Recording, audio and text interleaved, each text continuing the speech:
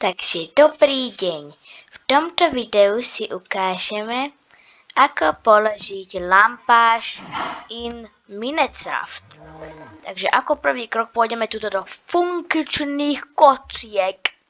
Zoberieme si odtiaľ tento krásny lampáž.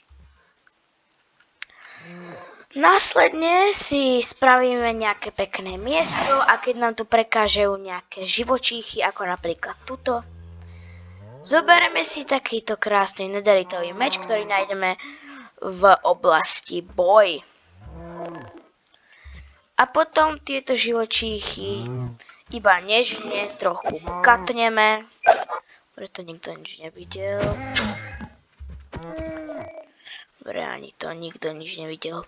Keď máme miestečko vyhľadnuté, meč a aj mäso z týchto živočíchov si dáme do inventory.